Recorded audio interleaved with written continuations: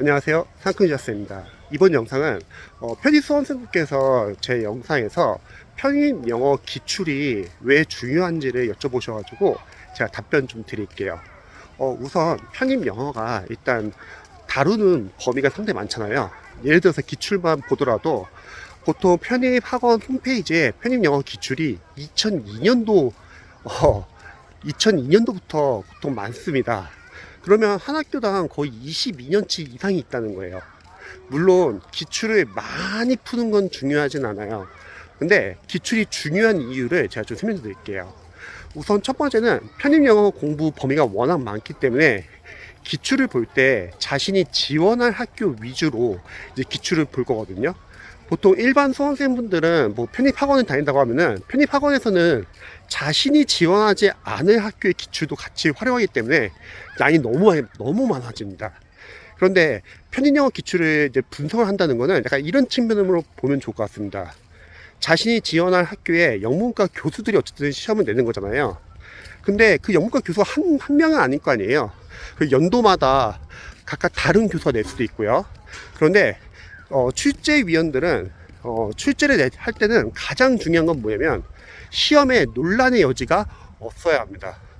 그러면은 다시 한번 이전 기출을 활용할 수밖에 없어요. 왜냐면은 기출에 나왔다는 거는 이미 검증이 된 거고, 그리고 그 검증된 부분에서 논란의 여지가 없는 문제가 많기 때문에 거기서 이제 문제를 약간 응용하면 좋습니다. 자, 예를 들어서 만약에 내가 A라는 학교에 기출을 풀어보고 분석한다고 할게요. 그러면 어휘 같은 경우는 이전 기출에서도 어휘 문제에서 선지에 나온 단어들 있잖아요. 그 선지에 나온 단어들을 다시 한번 문제화돼서 낼 수도 있고요.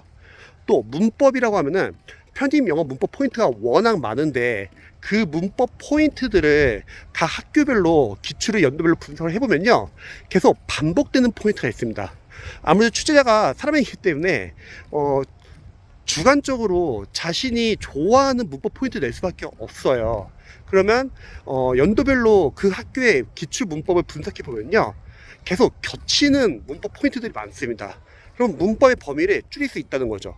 논리완성 같은 경우도 일단 선제 나온 단어를 다시 사용할 수 있고요. 또 논리완성, 어떤 접근하는 방법, 답의 단서를 찾는 어떠한 패턴, 이런 것도 같을 수가 있다는 거죠.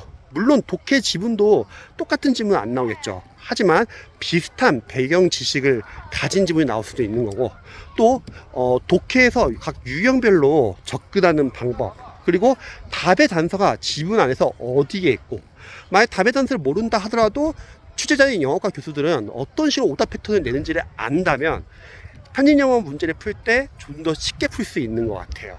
그럼 정리를 하자면, 일단 기출을 많이 푸는 건 중요하지는 않아요. 워낙 양이 너무 많기 때문에요.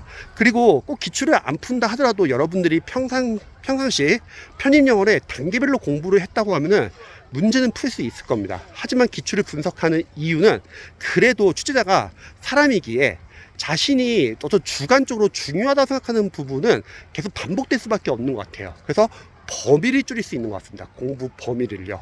어휘, 문법, 논리, 독해 각각이요. 그러면 이런 질문을 많이 하세요. 그러면 기출을 몇 년도까지 풀어야 되냐? 그거는 상관없어요. 근데 저는 생각했을 때는 만약 한 학교당 최근 5개년치에서 많게는 10개년치를 분석하면 좋을 것 같습니다. 보통 학교를 지원할 때 한 10개 정도 학교를 지원한다고 하면은 그 양이 상당히 많겠죠. 그렇다고 이렇게 오해하면 안 됩니다. 기출만 제대로 풀면 되겠구나. 아니죠. 기출 풀기 전에 그 전에 단계별 연습이 중요하고, 그 단계별 연습으로 영어 기반이 있으신 분들은 기출을 풀어도 괜찮은데, 반대로 단계별 기반이 제대로 안 잡히신 분들이 문제풀이로 기출을 푼다고 하면은 기출 제대로 활용할 수 없을 수도 있고, 또 기출에서 벗어난 포인트를 못 맞출 수도 있습니다. 따라서 단계별 연습을 충분히 하시고 자신이 지원할 학교에 한 5개년에서 10개년치 기출을 풀고, 더 중요한 거, 푸는 것보다 더 중요한 거는 분석이에요. 분석을 해가지고 학교별로 어떤 식으로, 어떤 유형으로, 어떤 패턴으로 시험에 나오고, 또 오답은 어떤 식으로 내는지 한번 체크해 보시고요. 또 자신만의 약점 한번 체크해 보세요. 나는 이런 부분이 부족하고, 독해서 내가 생각한 답의 단서는 이거였는데 해설을 보니까 답의 단서는 이게 아니라 이쪽 부분이었구나. 그러면은 독해, 사고, 교정을 하면 되겠죠. 모르는 어휘들은 보완하시고요. 따라서 기출을 어떻게 분석하냐가 상당히 중요합니다. 그러면 자신의 약점이 체크가 되고 그 약점을 보완하면서 점수는 한 20점대 이상은 오를 수 있습니다. 분석을 제대로 하면요. 근데 그것보다 더 중요한 거는 기출 들어가기 전에 그 기반부터, 단계별 기반 연습부터 제대로 하시기 바랍니다. 그래야지 점수가 올라요.